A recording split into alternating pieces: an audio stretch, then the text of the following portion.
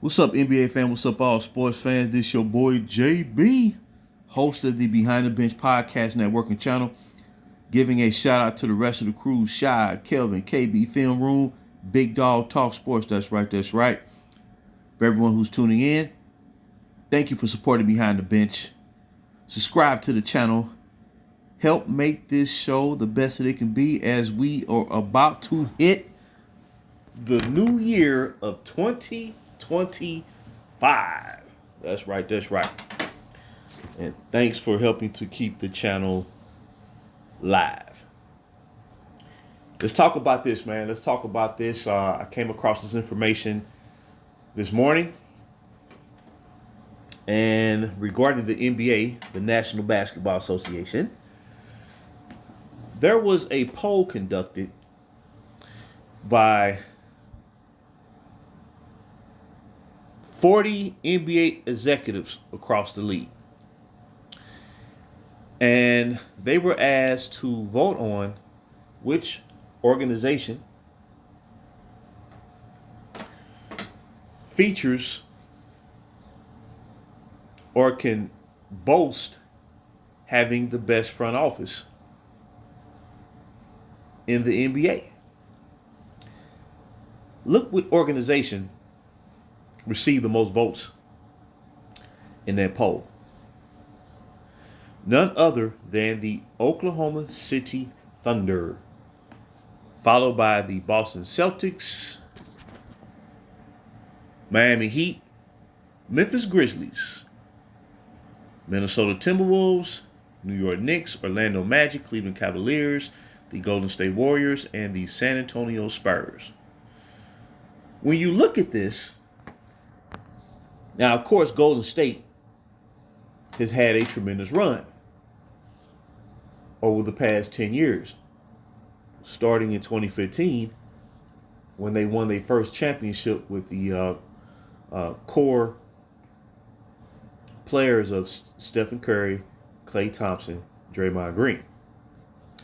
Then you can look and say, okay, let's see another team, the Dallas Mavericks. I'm not Dallas, I'm sorry. Let's look at the Boston Celtics. No, Miami Heat. Let's look at the Miami Heat. The Miami Heat, traditionally, really since Pat Riley took over the team as president, for the most part, they have had a very competitive team, a very successful team, especially during the post-super team years of 2011 through 2014, where this franchise went to the finals 2 seasons ago in 2023, and then they advanced to the finals in the bubble in 2020.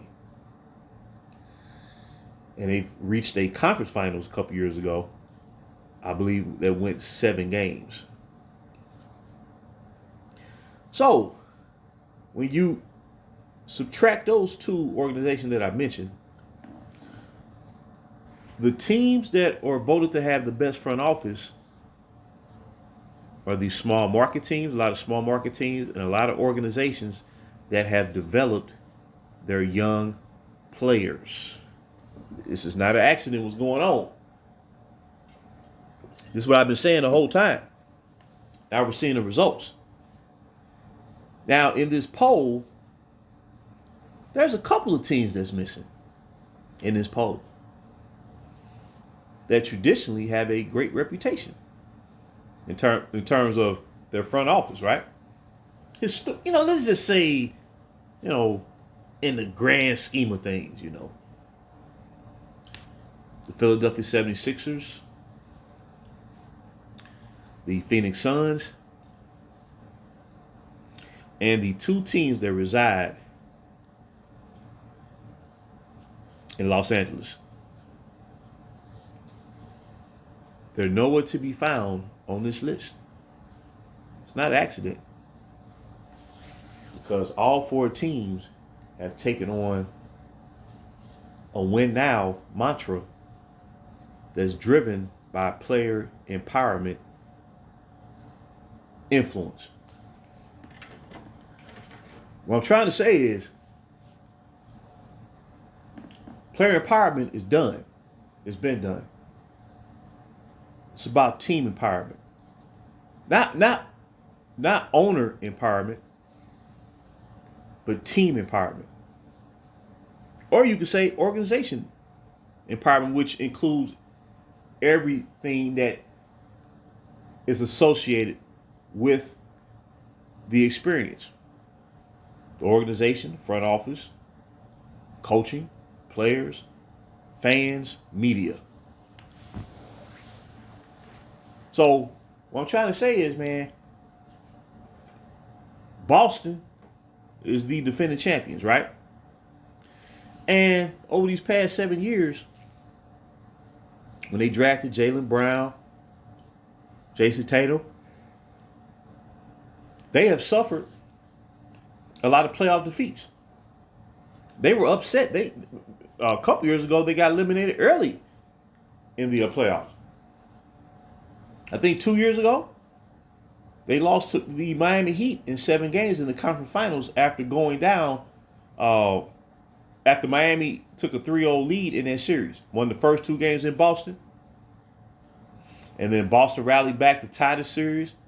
But we've never seen a team in history NBA win a playoff series starting off down 3-0. So you knew that Miami was going to win that game 7. But they stayed the course, and they won a championship, and they're off to a strong start again this year with a record of, I believe their record is like 19-5, 20-5, something like that. Second place in the Eastern Conference to the Cleveland Cavaliers, who's on this list too. Over the past, let's say, from 2010 to 2018, it was said by the talking heads that the front office was trash. They didn't know what they were doing. They were incompetent. Dan Gilbert needs to sell the team. Doesn't that sound familiar to what's going on right now with a particular franchise that is represented by purple and gold colors? Doesn't that sound familiar? They were left for broke in 2018, and they slowly built themselves back up, and they were the benefactor of retaining a draft pick that they had.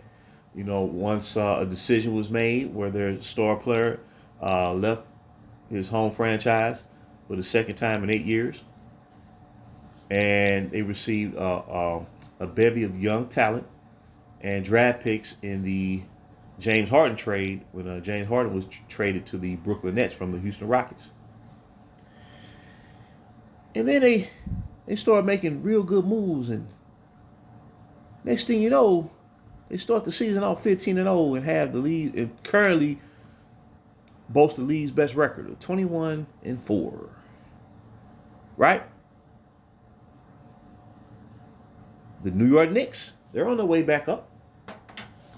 After years of being down, after the Carmelo Anthony years, after he suffered that knee injury and was never really the same player after they moved on from Carmelo, and that was back, I think, the last time that they made the playoffs prior to recently was back in 2013. And then Julius Randle led them to the playoffs for the first time in 8 years when he did that in the year 2021. But they've made really good moves. They drafted good young players, and then they signed a Jalen Brunson outright at a real solid contract value.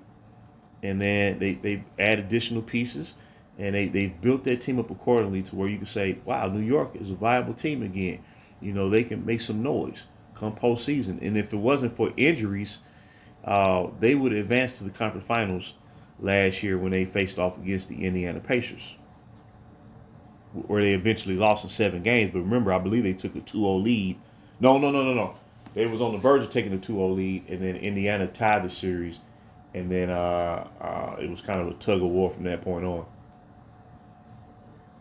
But when you look at this list, the Orlando Magic, a team that's been at the bottom for some years, man. At the bottom for some years.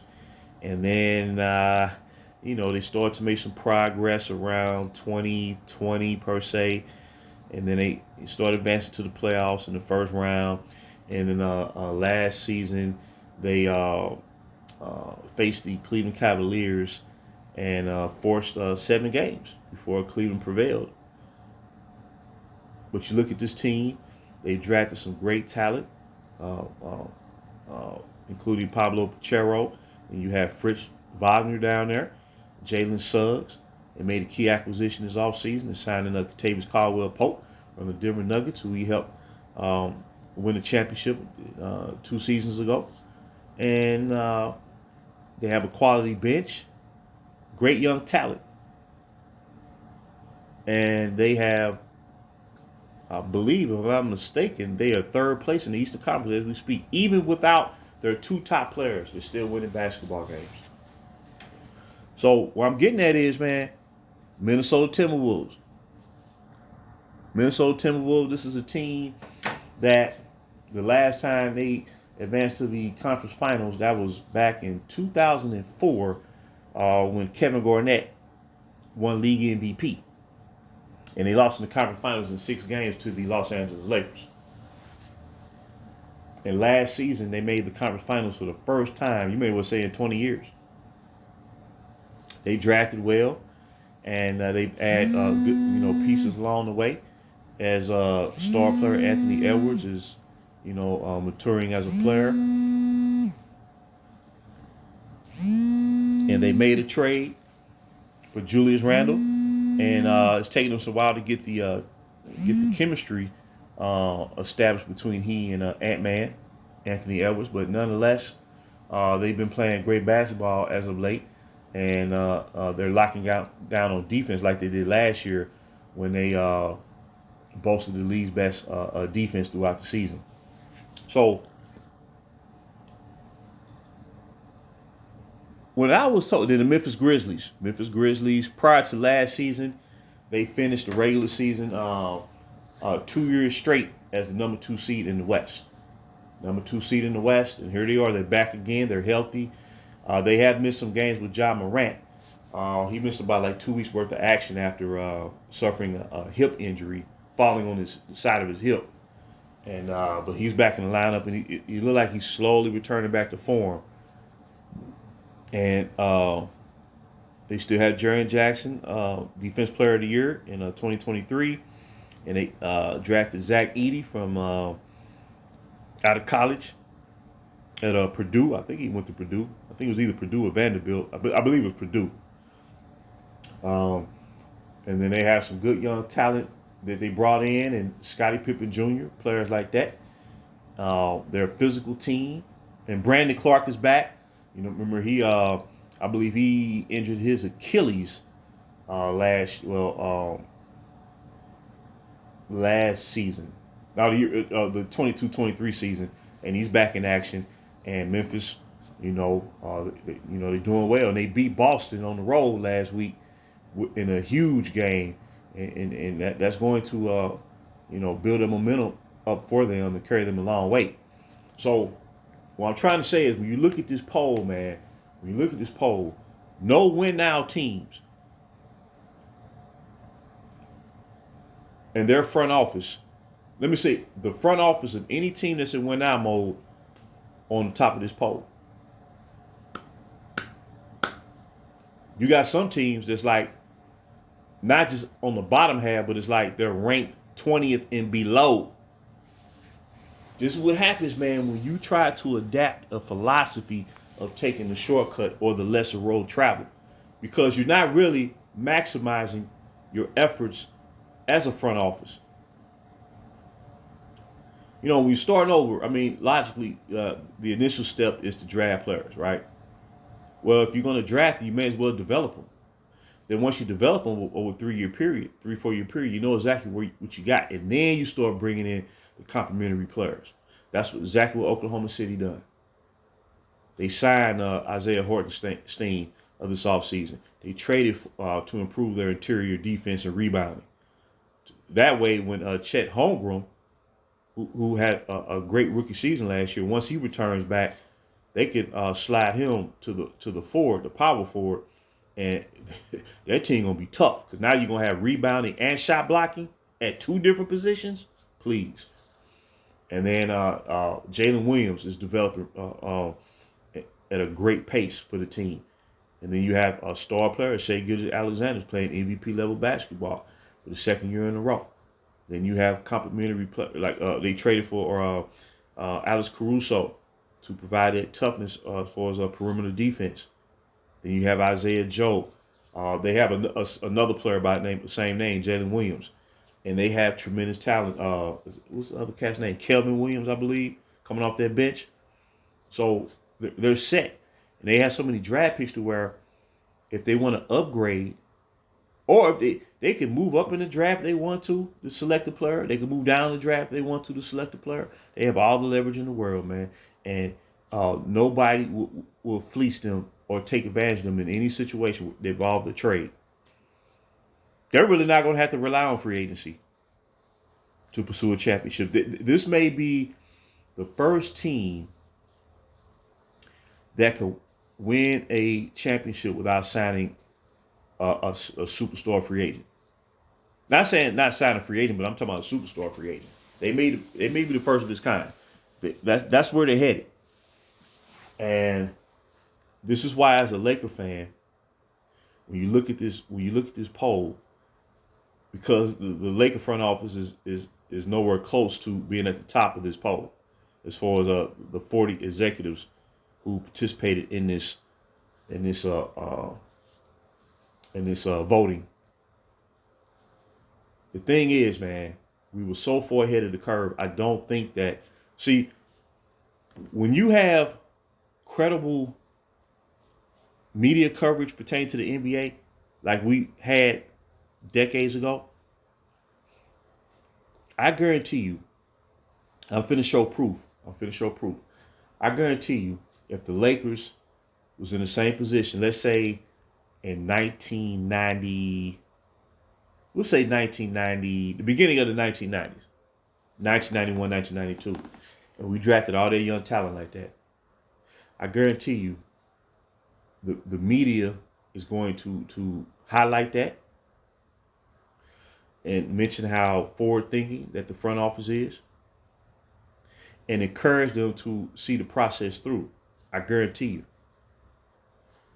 And the reason I say that is because you had a number of expansion teams that were established at the end of the 90s that brought them forth in terms of starting to ascend as an organization by the beginning of their decade of the 90s. Late 80s, they were established, like the Charlotte Hornets, the Minnesota Timberwolves, Miami Heat, and the Orlando Magic. And if you look at how those expansion teams grew, and they grew at a rapid rate, it didn't take as long as what people thought. Because, when you think of expansion, it's like, oh, man, this team going to be bad for God knows how long. But look at the Miami Heat. They were established in 1988. They advanced to the playoffs for the first time as a franchise within 4 years. You look at, and they drafted young players. I mean, of course, now they had players that were made available through the expansion draft, but they were like veteran players, man. It was kind of like role players to start the franchise, but to build it up and to improve it, they drafted players like top level college players entering the pros, and then the Charlotte Hornets that were founded in the same year, in 1988, they cracked through for the first time in 1992-93 season. So we're talking about 4 seasons. See, it don't take long. It don't take long at all.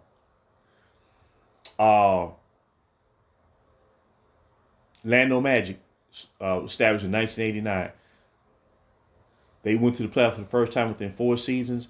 They went to the finals, featuring the best starting 5 in the league, from guard to 2 guard, the small forward, power forward, center. They had the best starting five in basketball and advanced to the finals in 1995 within 6 years. They stayed the course. Even when they faced the Bulls in the Eastern Conference Finals the following year, the rematch, they still featured the best starting five across the board. They were more talented as far as every position in the starting five than the Bulls were. The difference was of course Michael Jordan and then that tremendous defense that the Bulls had. So what I'm getting at is, then the Miami Heat by 1996, they won 60 games. You see what I'm getting at? So when they say that young talent was expendable, I hate to keep bringing this guy's name into the equation, but he's at the center of all of this. Player empowerment, stacking the deck and whatnot, eschewing young talent, casting them off, trading them off, waiving young players, clearing out 3/4 of the roster to bring in veterans at, vet minimum contracts and all this nonsense. When these talking heads, when all this started with our young core, the original young core of the NBA, when I say young core, I'm talking about a whole roster. I ain't talking about 2-3 players. I'm talking about a whole roster of drafted players who you brought forth over a 3-4 year period was wiped out clean. When they said that they were expendable, I never believed it. And I kept watching, when Oklahoma City traded off their top players such as Paul George and Russell Westbrook and, Chris Paul after he played there 1 year. And they acquired all them draft picks, man. I believe they may even receive draft picks when, Serge Ibaka. You know what I'm saying? And they just kept on bringing in draft pick after draft pick. And them talking to him was like, oh, man, what OKC doing, man? They run their team like a cartoon. But I thought it was genius because I'm like, you could see a plan was being brought forth, or being established. And we look back at it, man. When I look at OKC at the top of this list, the Lakers would have been at the top of this list. They would have stayed the course. It never went down that road that they ventured off into during the summer 2018 when they brought the Hurricane to the franchise. I guarantee because they was ahead of the curve. OKC, the Houston Rockets, teams like that, the Minnesota T-Wolves, all these teams that's building up their young talent. Shit, the Spurs are 500 right now. They've improved. They only won how many games did they win last year? About maybe 30 games, somewhere around there. 28, 30 games. 32 games, maybe. Well, look at they 500. That's why I say it don't take long, man. When you seeing progress, you may as well stick with it. Okay. So, the blueprint that we had, man, it was revolutionary. And it was formulated around 2016. Now, I remember Jesse Buss, executive with the Lakers. He gave an interview in 2016. He said, we have a 5-year plan to return it to the top. He said, first step, we're going to draft a wealth of young talent. And they did that, man. They passed with flying colors, man. Flying colors, man. Because during that 2017 draft, we brought in 4 players in the same draft class. Lonzo Ball, Kyle Kuzma, Josh Hart, Thomas Bryant. We brought in 4 of them. And I was sitting there, I was just like, wow. That blew me away. I said, we take it to the next level. So he said, first step, draft a wealthy young talent. Second step, begin to clear out the cap space. Trading away players who was, we assigned to contracts beyond their value. You know what I'm saying? Which I do understand why they did it, because they had to try to bring in the best players available, at the time after Kobe Bryant, the late great Kobe Bryant, suffered that Achilles injury. Well, no top free agent was going to sign. with the team. So they had to overpay guys to sign with the franchise. See, when the media say that the front office been incompetent and all of that, well, if you dig deeper into it, it was a reason why they did the things that they did, right? So when you signed Timothy Mozgov and Luol Deng, you had to overpay them because no top free agents at the time, even when there was a lack of player turnover that we've seen over the course of the past 6 years, but nonetheless, they had to overpay them players to field the best team possible, But what I'm trying to say is they started to clear out the cap space, and they said the last step was to sign a superstar free agent player. More importantly, a superstar free agent player in a prime. And it was the plan. If Laker fans go back and look at this, man, and look how they was laying the blueprint down, it was working to perfection. Even though we weren't going to the playoffs still, even though, we had the youngest team in the league, you know what I'm saying? We knew they was not going to win a championship. No team started. Oklahoma City for 2 years straight, they was winning 24, 26 games. And then they went from 24, 26 games to about 40 wins. And then boom, last year they went 57 games. And then this year they're on pace to exceed that. So what I'm saying is, if you look at the metric, man, the Lakers were ahead and advanced in their thinking, but it just didn't appear like that, especially playing in the Western Conference, especially, trying to start over in the era of super teams. So when you bring an individual like the Hurricane on board who got one thing in mind, then, all their hard work, what you're trying to establish, it gets thrown out the window. But the Oklahoma City Thunders of the world, the Houston Rockets of the world, the Minnesota Timberwolves of the world, the Phoenix Suns of the world at the time when they eventually went to the finals in 2021. All these teams that were building up with young players, they adopted that blueprint that was originated by the Lakers organization. They applied it and they ran away with it. The Denver Nuggets too. I can see it, man. I can see it. That's just in the Western Conference. Shit, the Cleveland Cavaliers doing the same thing right now. They doing the same thing right now. No, man, it's real. You can even look at the Boston Celtics to a degree. They brought in, they acquired a lot of, they received a lot of first round picks when they traded KG, Paul Pierce, and Jason Terry to the Brooklyn Nets. They used that as a means to reboot and start to, build with, eventually what they have right now. You know what I'm saying? So their progress coincided with the Lakers, but the difference was, the main difference was, at the time the Eastern Conference was not as strong as the West, so they was able to, and then they had veteran players on the team before they got Jaylen Brown and Jason Tatum. They had Terry Rozier, they had Marcus Smart, who they drafted a couple years prior. Then they brought in Al Horford. You know what I'm saying? Then they brought in someone like a Kyrie Irving. Our young core had to go out there on the fly and learn on their own. They was thrown to the fire. You know what I'm saying? So what I'm getting at is, man, I'm not trying to get off track here, but what I'm trying to say is, the reason why these front offices are ranked so high by these executives who voted for them is because they stuck with the plan. It's as simple as that. That's all they stuck with the plan, and you.